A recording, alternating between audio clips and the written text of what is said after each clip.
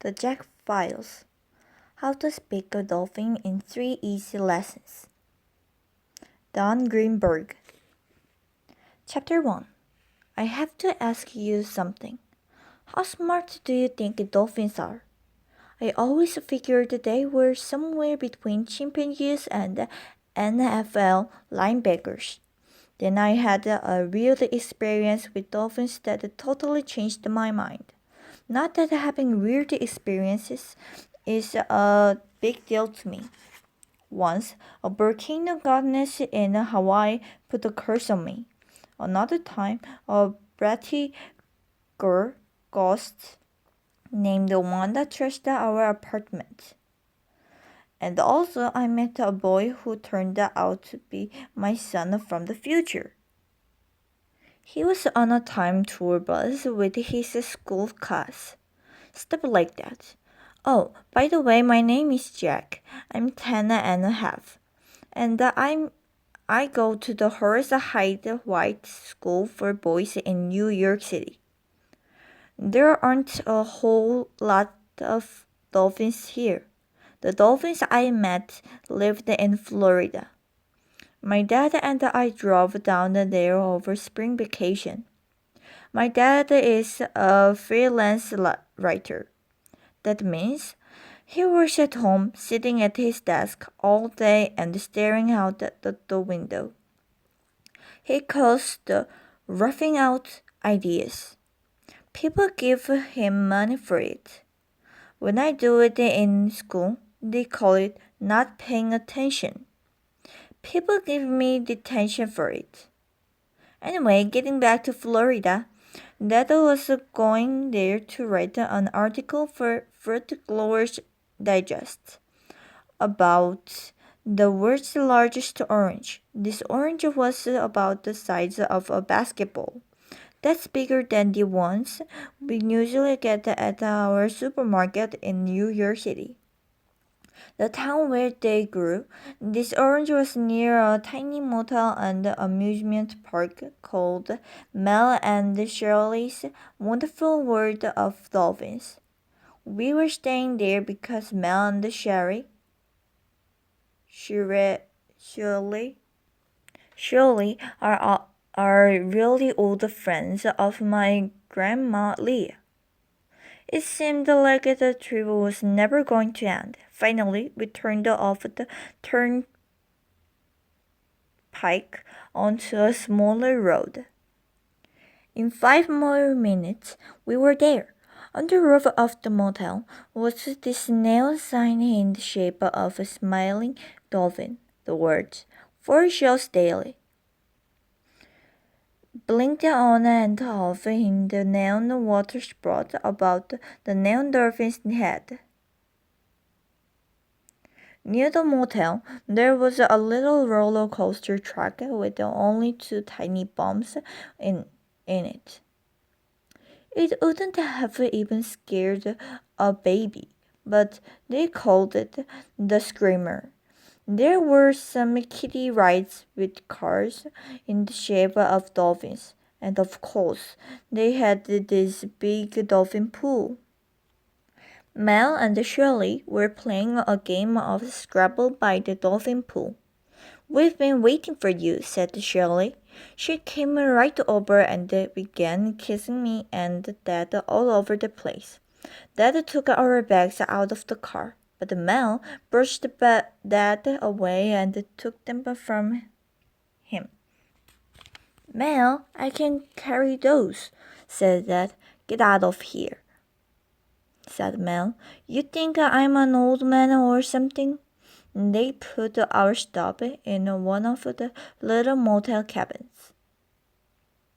Then they all went into the front office so Charlie could give us a snack before bedtime. On the walls, there were all kinds of framed photographs of Shirley and with Mel in a pool. They were horsing around with the 2 tiny dolphins. "These are pictures of Ralph and Fluffy when they were babies," said Shirley. "Aren't they adorable?" I said they were. Ralph and Fluffy were their dolphins. I personally doubt I'd name a dolphin Fluffy. I mean, what's so fluffy about a dolphin? Nothing, that's what. Later, Dad told me that the Fluffy was the name of a favorite cat of Shelley's that had died. So I guess that explains it. Except maybe not. Jack, would you like to meet Ralph and Fluffy? Charlie asked. I'd love to, I said. Charlie took me back outside to the edge of the dolphin pool. There were bleachers around it, like at the SeaWorld, only a lot smaller. It was pretty dark out, but you could see Ralph and Fluffy swimming round and around. Ralph! Fluffy! Charlie called. Come on, kids, say hello to Jack. Both dolphins stopped swimming. They stuck their heads out of the water and made these really funny noises. Whistles and the sort of clicks. Then they waved their flippers at me. Cool. This was the first time I've seen real live dolphins and not on some TV nature show. Good, very nice, kids, cried Charlie. Very nice, Jack, throw them salt treats. Charlie handed me a buckle. It was filled with dead fish. Go ahead, said Charlie. I wasn't crazy about touching dead fish.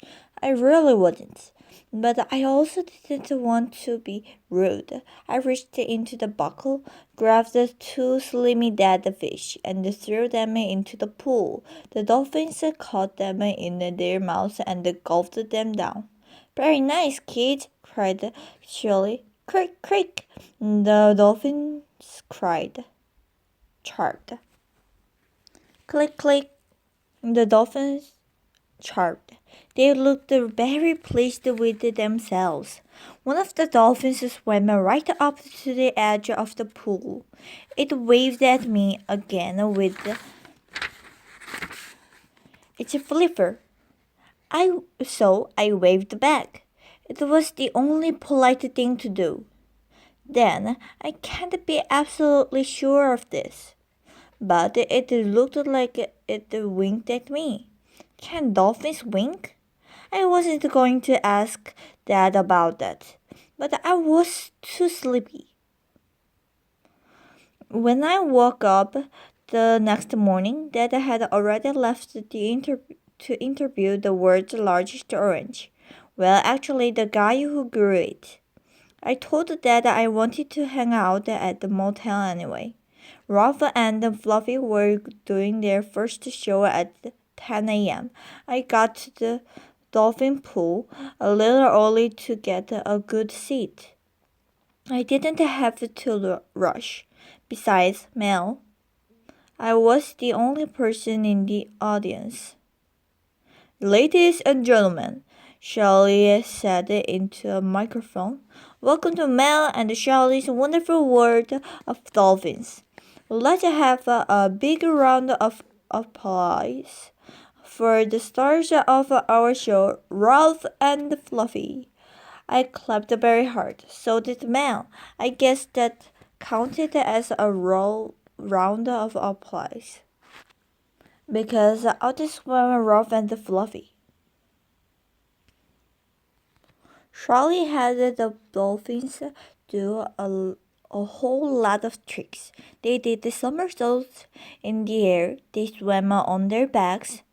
They tossed a basketball into a net. Michael Jordan didn't have anything to worry about, but they were pretty good for amateurs. Would somebody in the audience like to give Flossie a hug? Shirley asked. She looked around.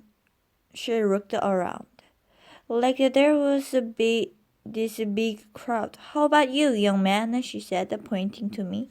Oh, well, sure, I guess, I said. I guess so. I came down from the bleachers to the edge of the pool. Good, said Charlie. Lean over to side of the pool. Make a big circle with your arm. Fluffy will rise up into the circle, and you will hug her. Okay, I said. Make the circle with your arms now. Like this? Yep. Now lean over the side of the pool. Fluffy rose right up into my arms. She put her head on my shoulder. I hugged her. It was a nice feeling. She felt like a rubber, smooth, wet, silver rubber. Suddenly, I lost my balance and fell into the pool. Car, car flash. Car splash. Before I knew it, I was underwater.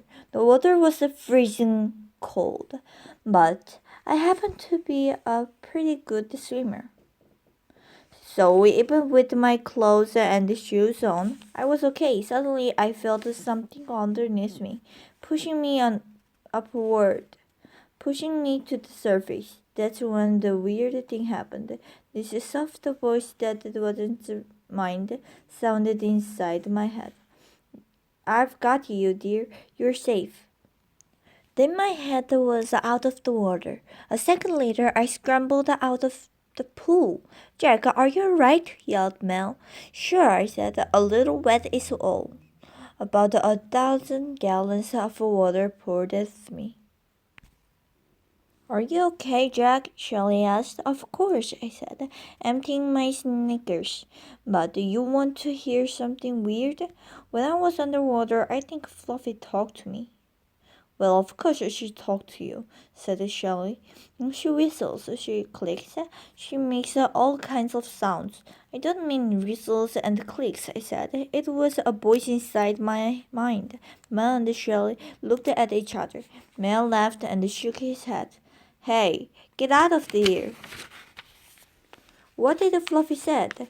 Asked Shelley.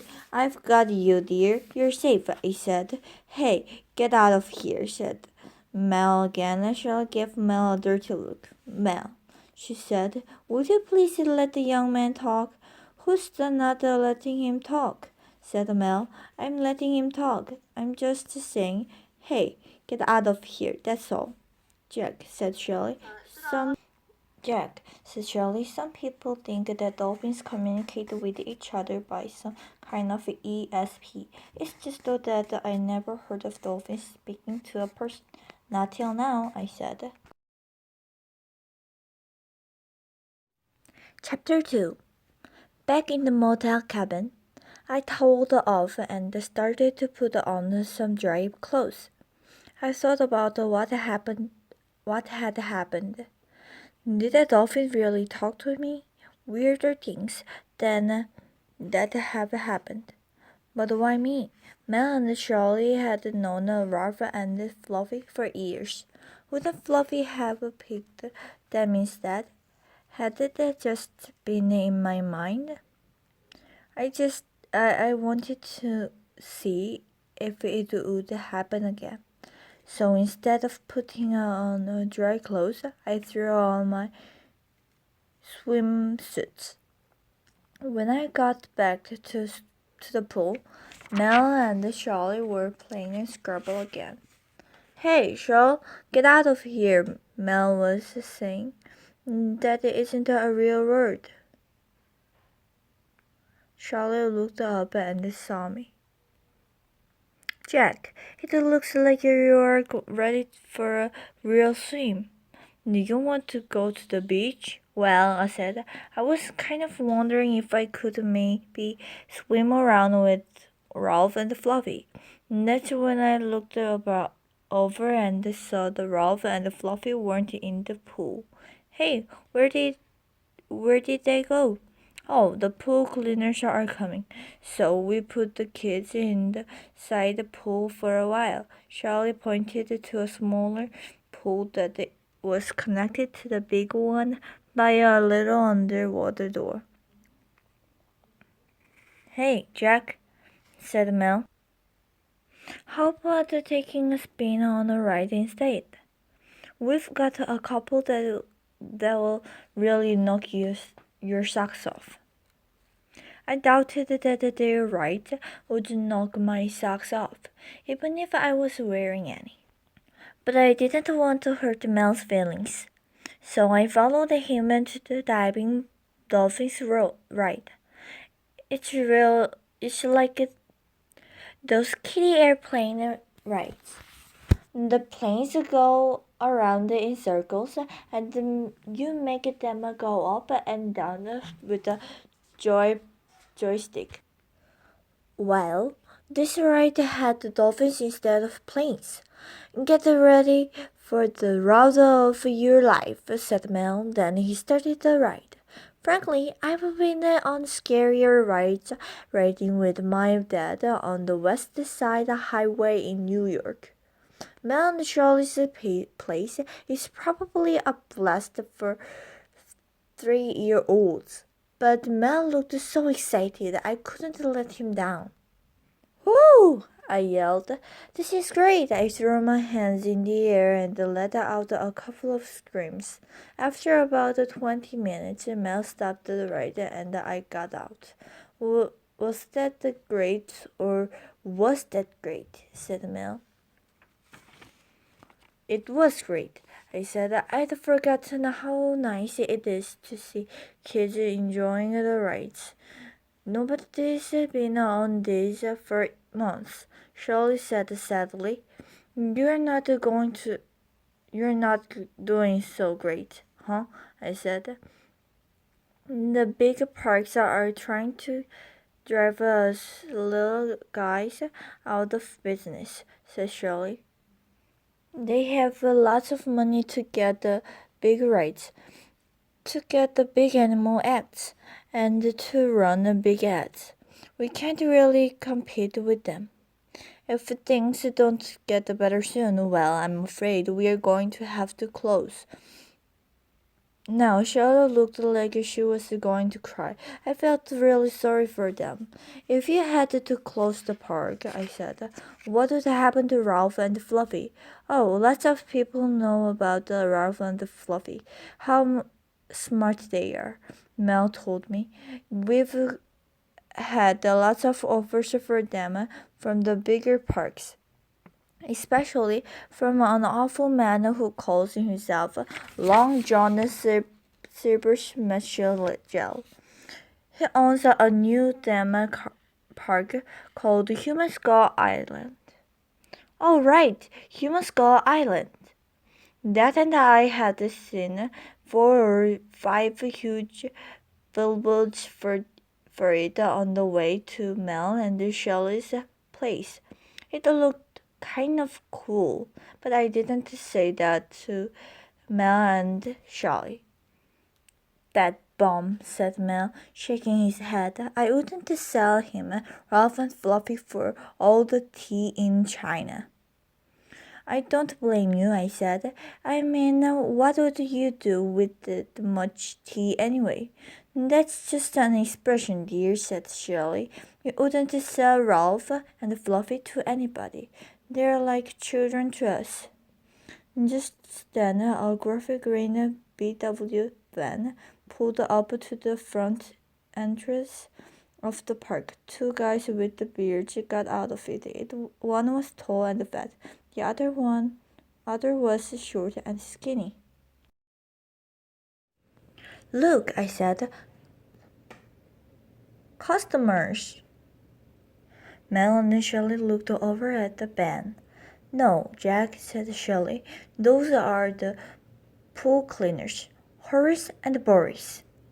We left the rides and walked back to the pool. Horace and Boris pulled out long poles and brushes and went to work. Mel and Charlotte looked like they really wanted to finish their Scrabble game. So I went over to the smaller pool and watched Ralph and Fluffy. They were swimming round and round, taking turns chasing each other.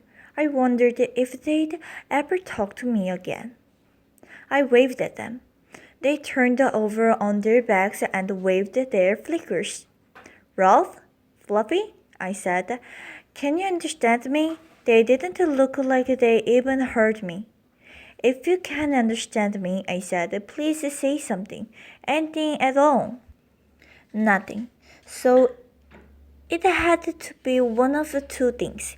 Either it had all been in my mind, or else it only worked underwater. I wished Horace and Boris would finish so I could find out. About 15 minutes later, Horace and Boris led the dolphins back into the big pool. Ralph splashed them, but not in a playful way. Fluffy blew water from her blowhole all over them. I could tell Ralph and Fluffy didn't like the pool cleaners, and I could tell the pool cleaners didn't like the dolphins either. You think you are so clever, I heard for Horace mutter. Well, just you wait. You may not be around here much longer. Wow, what did that mean? Was it some kind of treat? If Rolf and Fluffy would ever talk to me again, maybe I'd find out. Chapter 3. Yo! I yelled and as I jumped into the big pool. The water was still pretty cold. Rolf and Fluffy were over on the far side of the pool. They were watching me closely. I swam over to them. Hi guys, I said out loud. They just continued to stare at me. Nothing, not a word. I must have been imagining it. Maybe I swallowed too much chlorine or something when I fell in. But just to be sure, I dove underwater. So did the dolphins. Wow. They sure looked big. Even bigger underwater. I wondered how much these guys weighed. I'm 318 pounds, said a gloved voice inside my head. And I'm 316, said a soft voice inside my head. I took off 5 pounds just this week. What's happening? I thought. How can they read my mind? How can you read ours? Good point. The soft voice must be Fluffy's. The gruff one, I thought, was probably Ralph's. Well, it sure isn't Flipper's, said the gruff voice. You know, I said, once in science class, I got an electric shock, and all day I could read everybody's thoughts, including a goldfish and a piranha. So maybe that's it. Maybe. But dear, with us it only works if we're underwater. I guess thoughts travel better in water. Just like electricity. By this time, I felt like my lungs were about to burst, so I came up for air. There was Shelley peering down at me. Why don't you get out of the pool now, Jack? Said Shelley. I don't want you to get too cold. I'm okay, I said. Couldn't I stay in it a little longer? I'm kind of in the middle of a conversation with Ralph and Fluffy. Charlie nodded. Her eyes were very wild. I dove back on the water. So, kid, said the gruff voice, what do you know about us? Do you think you're fish or not? Or what? Probably not. Aren't you air-breathing mammals? Right, said Ralph. But do you know how smart we are? Well, smarter than sharks? Smarter than sharks? Ralph roared. Did you hear what he said, Fluff? Smarter than sharks? You kidding me? You know how big our brains are. As big as yours, kid. Bigger. You know how big a shark's brain is? As big as a Reese's peanut butter cup. Plus, we have a sonar, Kid, do you know what sonar is? Sort of. Well, do you or don't you? Look, I didn't mean to insert you. We send out a sound, said Ralph. A clicking sound, okay? Like this. When it bounces off something, like a fish and it comes back to us, we can tell exactly how far away it is, how big it is, how it looks like. You think humans can sonar? I guess not. Well, you're wrong. Humans do have a sonar, but you have to get it in a store, kid. We already have it in our heads, okay? We don't have to buy it at the Radio Shack. Look, I'm sorry, I said after filling my lungs with air once more. I really am. I had no idea how smart you guys are. You can say that again. Hey, we'd do the New York Times crossword puzzle if we could hold a pencil. For sure, we could beat Mel and Charlie at the Scrabble. You could? Easy. Mel doesn't even know how to use his triple word scores. Sometimes, said Fluffy, when Mel and Shirley leave out the Scrabble board, we play a few games. It's fun. Everything's fun here. You sure seem happy there. Happy here, I thought. Oh yes, we love it, dear. Mel and Shirley are lovely. Even though Mel is always telling people to get out of places, but the horse and the boys are, well, they're bad news, Fluff. Okay? They're even dumber than sharks. Those pool cleaners' brains are probably about the size of a peanut M&Ms. What did the horse mean when he said you weren't to be around much longer? We're not sure, but they're up to something, said Fluffy. I just hope they're not planning to set us free. Yeah, Ruff added. Here, Mel and Shirley throw us a fish every time we do something cute. You think anybody in the ocean is holding out a free fish for being cute? I guess not. You know what it's like in the ocean, kid. Hunt, hunt, hunt. No time to relax. No time for Scrabble. Well, don't worry, Mel and Charlie wouldn't let anything happen to you. Even underwater, I could hear Charlie calling for me to get out of the pool. I waved goodbye and swam to the surface. I hoped that I was right when I said that the dolphins had nothing to worry about. Frankly, I thought the horse and boys were trouble. Big trouble. My, you certainly spent a long time in the pool, said Charlie as she helped me out of the water. Yeah, I said, Ruff and Fluffy have a lot on their minds. Uh-huh. And what did they, tell you, dear? Oh, lots of stuff. About the sonar and how they really like it here. They love you and Mel. Only one thing worries them. What's that? They're afraid of Horace and Boris. Shirley studied my face. I see, she said. And how did they tell you this? I already said that I heard their voices in my head. You're serious, said Shirley. I nodded. Well then, I want to talk to them too, she said. I'll be back in a jiffy.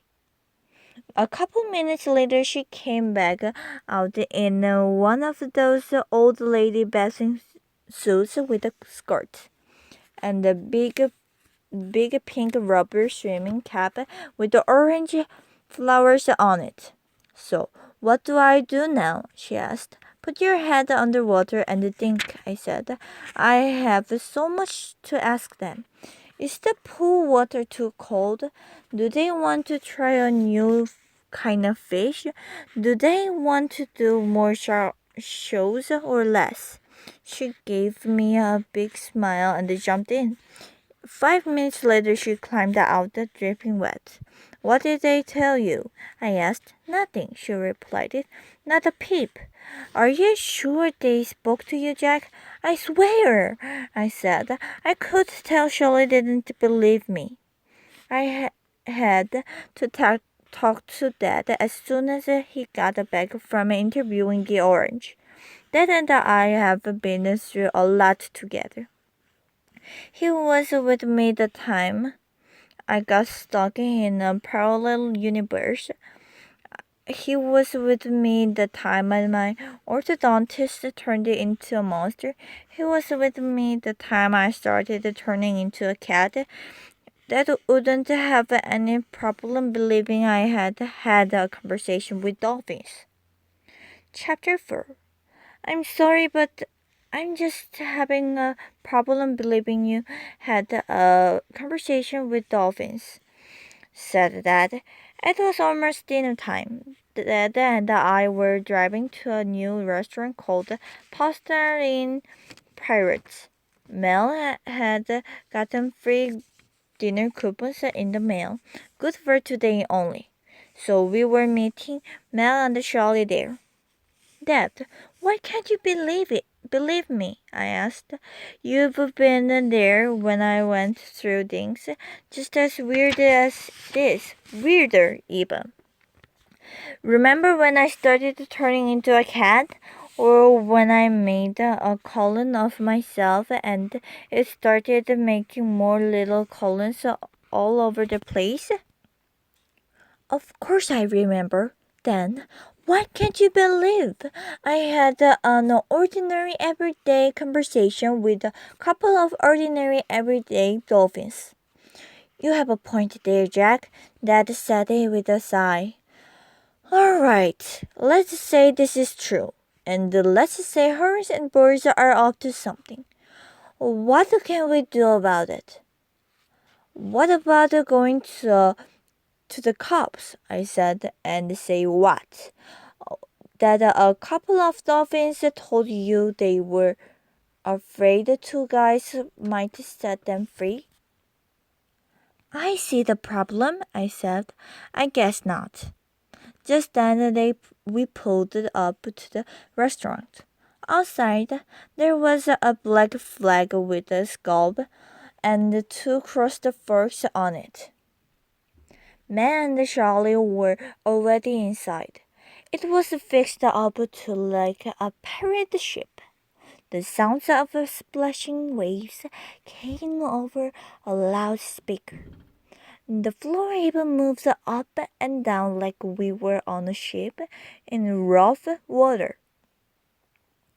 Mel and Charlie waved to us, and we sat down at the table. A minute later, this really weird-looking guy came over. He was wearing a pirate's hat, a curly black mustache, and a black eye patch.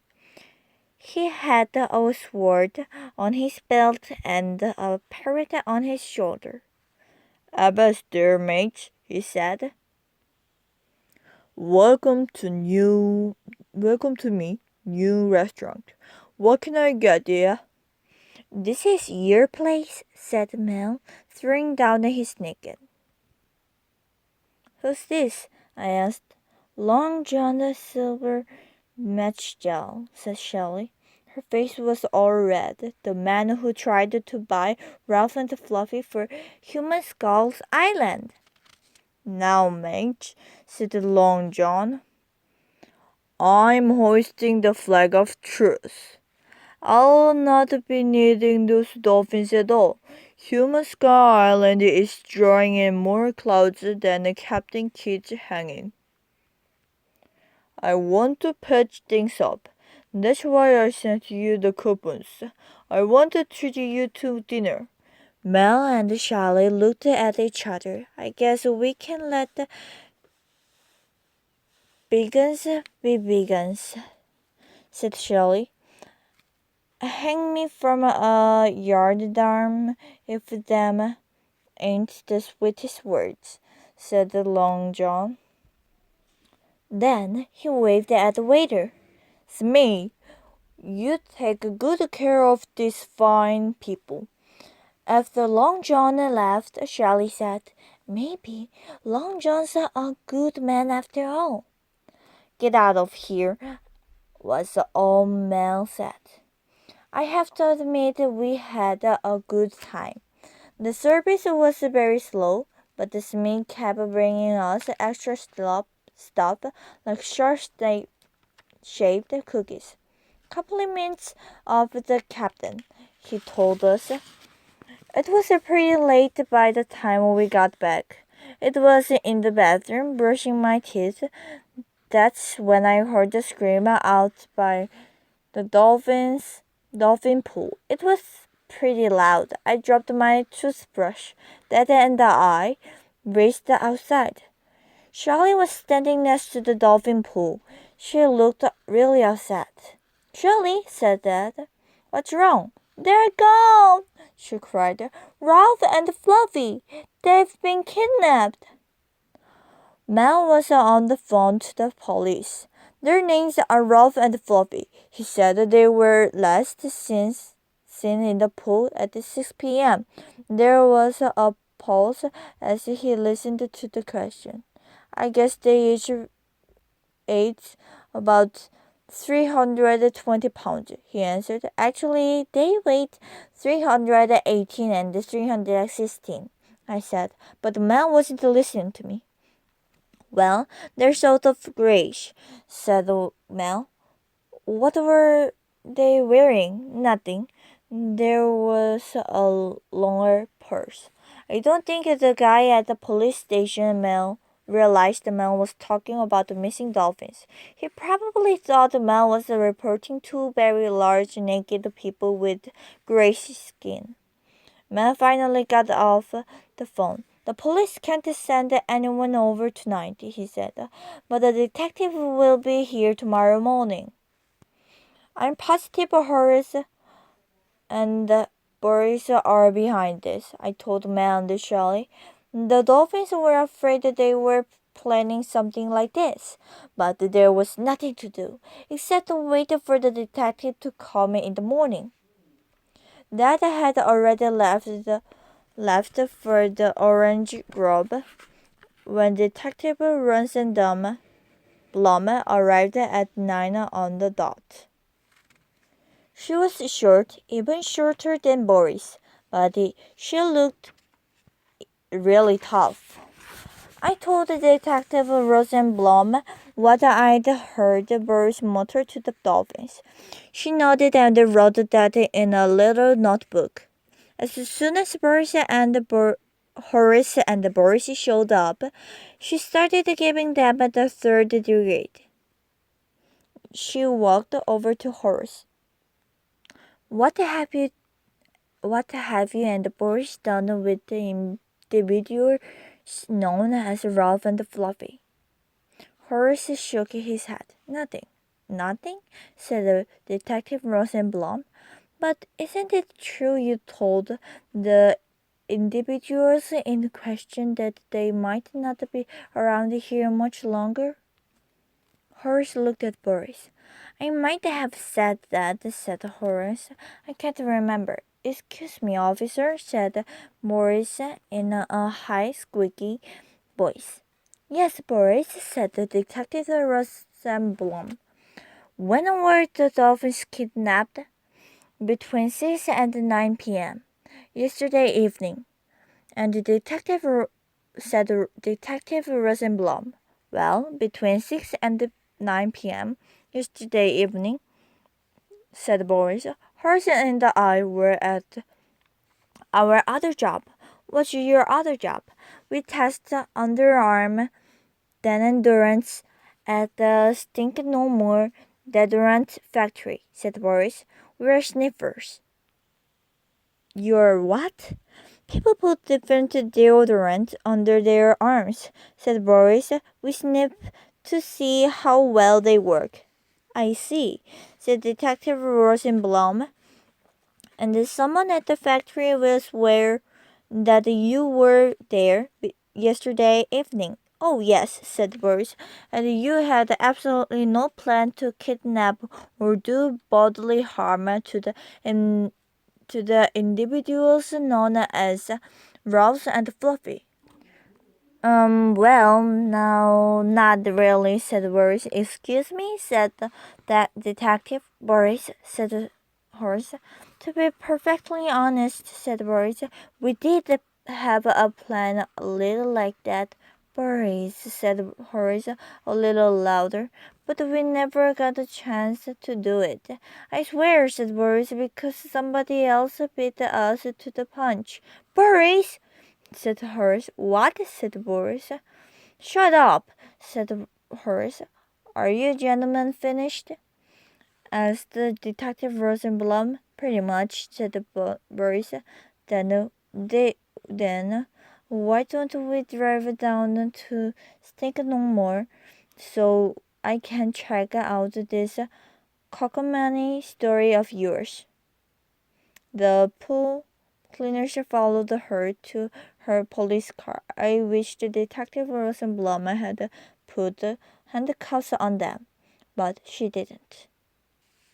Chapter 5. Well, what do you know? Horace and Boris were telling the truth. The head sniffer at the Stink No More factory said they really had been sniffing armpits there between the hours of 6 and 9 p.m. yesterday evening, so Detective Rosenblum had to let them go. I'd advise you folks to stick close to a phone, she said to us, in case some bozo calls with a ransom demand. So we did. Dad was still over at the Orange Grove working on his story.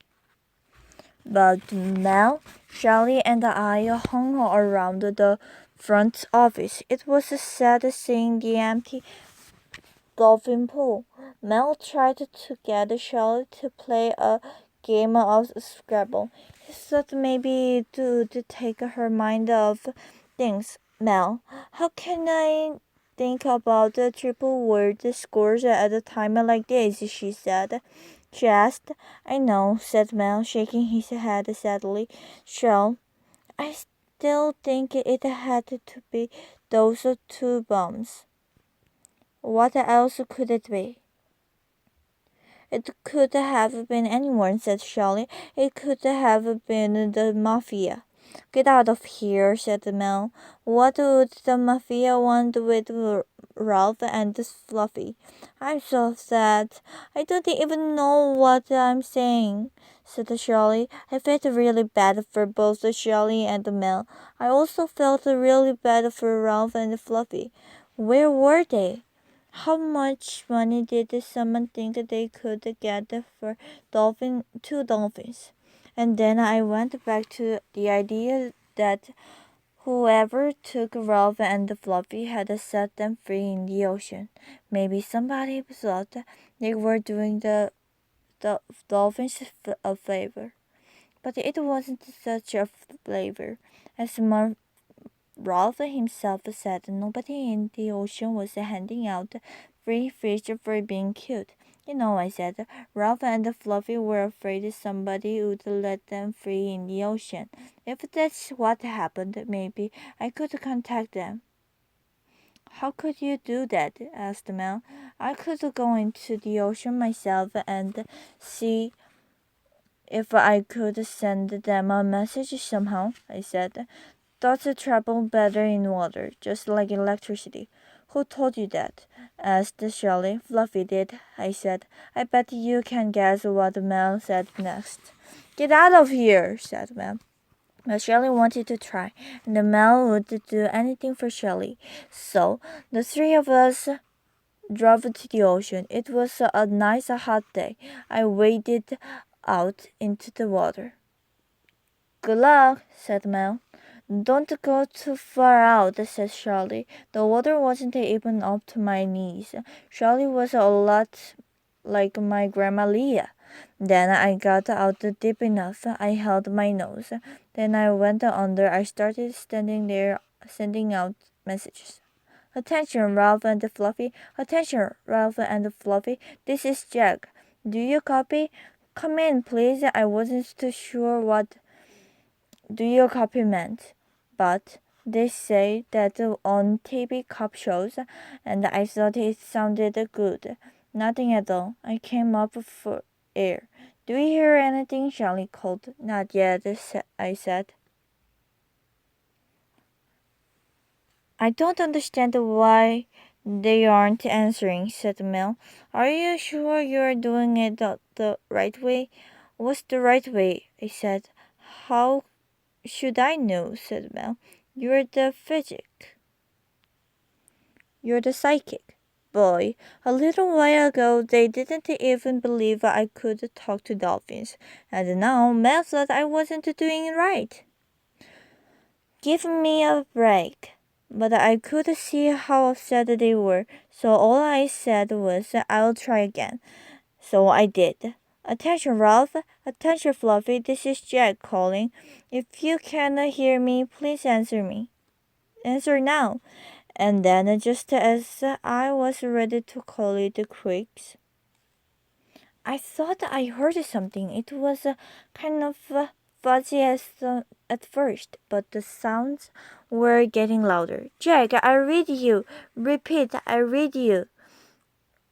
Ralph, Fluffy, is that you? No, it's Tiffany. Oh, Tiffany, I said. Are you a dolphin? Of course, on the Antarctic. Bottlenose. Well, I said, I'm trying to reach two dolphins named Ralph and Fluffy. They were kidnapped. I thought maybe they were taken to the ocean. Have you seen any new dolphins around? Nope, but I will get in touch with Snort. He's only a porpoise, but he knows everybody. Tiffany asked it if I could give her a couple of minutes to talk to Will's nurse. I said sure. I waded back to Mel and Shrill and told them I might be onto something. In 5 minutes, I went back underwater. Tiffany was waiting for me. Bad news, Jack. Al's nurse is gone. His cousin Warren told me. Gone? What do you mean gone? Poor Al's nurse. He's been taken to Human Skull Island. That's 3 of my friends so far who'd been kidnapped by that lousy fake pirate. Aha! That was it. That's why Long John Silver Schnitzel sent Mel free dinner coupons, just so he'd have time to kidnap the dolphins while we were eating. I splashed through the water to Mel and Shelley. Mel, we have to go to Human Skull Island right away, I shouted. I think that's where Long John Silver Schnitzel has taken Ralph and Fluffy. What makes you think that, dear? Asked Shirley. Tiffany told me, I said. Who's Tiffany, dear? He's an Antarctic bottlenose dolphin. She said elf nose. Who's a porpoise? Might know. I stopped. It's a long story. I'll tell you on the way. But now, let's go. Chapter 6. On our way to Human Skull Island, we picked up Detective Rosenblum. Then we made another stop to get the dad. The world's largest orange was at a little orange glove still hanging on the tree. I spotted that he was talking to a man in a green jumpsuit. So, would an orange this size have a lot more seeds than a normal one? Dad was asking in this really serious voice. Or would the seeds just be bigger? Dad, I shouted. I think I found out where they've taken Ralph and Fluffy. Dad immediately ended his interview. We were squeezed into Mel's car. I was all scrunched up in the back seat, and something was poking my butt. I reached down and felt around. It was a Scrabble pie. The letter G. There was a whole Scrabble set on the shelf behind my head. Before long, we were at the Human Skull Island. The first thing you see as you get near it is this mountain of white rock. It really does look like a human skull, mostly because it has two big caves near the top, which look like eye holes. If I were going there alone at night, I'd be scared, especially if it was raining and there was lightning and thunder and wind that sounded like screaming zombies. But it was daytime and the sun was shining, and I was there with a bunch of people, including a cop. So I wasn't scared at all. Hardly at all. As soon as we got out of Mel's car, Long John Silver Snitchell came up to us. "Best there, mates," he said cheerfully. Charlie, but he could on his eye patch nervously. "And what can we do for you? Free passes, perhaps?" "We've come for Ralph and Fluffy," said Shelley.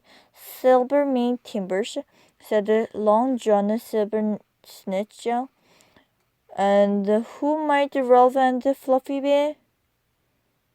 "Our dolphins, that's who, you big crap," said Mel, "and get out of here with the fake accent. I happen to know you come from New Jersey. Long Johnny gave Mel a long look.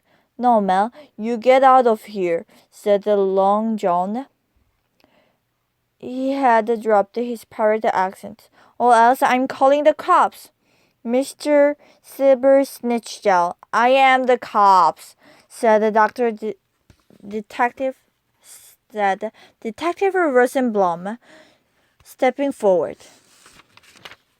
She opened her jacket. Inside, you could see her band badge and her shoulder holster. "And we would like to see the individuals known as Ralph and Fluffy." Long John looked a little shaken. "Oh, we don't have anybody here with the name, officer," he said. "Mr. Silver Snitchell, do you have dolphins here with any name whatsoever?" she asked. "We might have dolphins here," said Long John. "We might not. I don't really remember. Perhaps this really refresh your memory," said Detective Rosenblum. She took out the photos of Ralph and Fluffy and shoved them in his face. He looked at them and shrugged. "No more games. Take us to the dolphins, Silver Snitchell," said the detective. "Now!" Long John led the way into one of the eye-hole caves. It was pretty dark in there, but in the water you could see something moving. "Dolphins! Lots of them! Ralph, Fluffy, are you there?" Shelley shouted. Long John held her back. Two dolphins poked their heads out of the water. They waved their flickers at us. "Ralph, Fluffy, it's you!" yelled Mel. "These dolphins are not who you think they are," Long John said. "They're mine, every single one of them. I have papers to prove it." He fished in his jacket and came out with a bunch of papers. It was too dark to read in the cave. Long John lit a torch. Detective Rosenblum looked at the paper. Then she turned to Mel and Shelley. "I hate to say this," she said, "but these papers look pretty convincing." Long John had a very pleased look on his face. "But he's lying," said Shelley. "Two of those dolphins aren't his. They're ours." "I want to believe you," said Detective Rosenblum, But how can you prove it? How should I know? Said Mel. I have an idea, I said. Everybody turned to look at me. I'll be back in a minute. I ran to the car and got the Scrabble sets. Then I ran back to the eye-hole cave. Now, you want to play Scrabble? Said Shirley. Just watch, I said. I sure hoped this would work. If not, how would Mel and Charlie ever get their dolphins back? I opened the Scrabble box and dumped the tiles on the floor of the cave. What on earth is he doing? Asked Long John. I took off my shoes, my shirt, and my jeans. I still had my swimming suit on underneath. I started to get into the water. Hey, said Long John, where do you think you're going? Kid, I just want to get into the pool to talk to the dolphins. I said, well, I won't allow it, said Long John. I will, however, said Detective Rosenblum. Go ahead, Jack. I slipped into the water. Ralph and Fluffy seemed really glad to see me. Hi, guys, I said. Are you okay? We're okay, but we want to go home. Good. You will be, but first we have to prove to Detective Rosenblum you are who we say you are. Still remember how to play Scrabble? Of course, good. Then, use the Scrabble tiles to spell out something convincing. I surfaced and got out of the water. Ralph and Fluffy swam to the edge of the pool. They poked their heads out of the pool water. They stuck their beaks into the tiles of Scrabble tiles. They started pushing them around. Everybody moved forward to watch. So I did. So did I. I looked at what they had spelled out. I'm Ralph. I'm Fluffy. Long John is a crook. Long John looked like he'd been punched into the stomach. Charlie, Mel, Dad, and I all shouted for joy. These dolphins are brilliant, said Dad, but Fluffy isn't too good a speller, is she? She's a great speller, I said, but there are only two F in a Scrabble set. Detective Rosenblum took out a pair of handcuffs and snapped them on Long John's silver snitch-tail. You have the right to remain silent, she said, and frankly, I'd advise it. Chapter 7. So Ralph and Fluffy came back home. Ellsworth and the other dolphins that Long John took from the ocean were set free, and the Long John Silver Snitch-tail went to jail. Detective Rosenblum did a little more investigating and found out Horace and the birds had planned to kidnap Ralph and Fluffy. I won't even tell you what they wanted to do to them. Let's just say that Mel and Shelley fired them right away. There've been a few other changes around the Mel and Shelley's wonderful world of dolphins. Some stories about the kidnapping ran into the papers. In the papers, once people found out about Ralph and Fluffy, the Scrabble-playing dolphins, clubs started lining up outside the park to see them.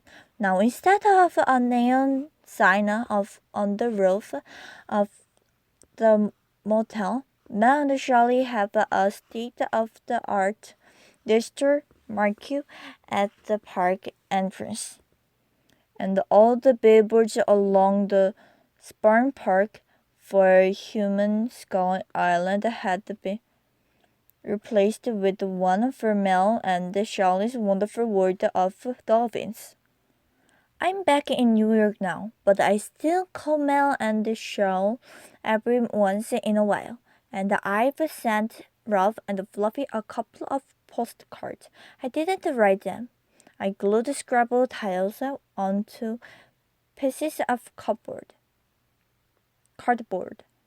It's not the easiest way to talk to somebody, but it's better than nothing. The next time I'm in Florida, we'll have a lot of catching up to do. The end.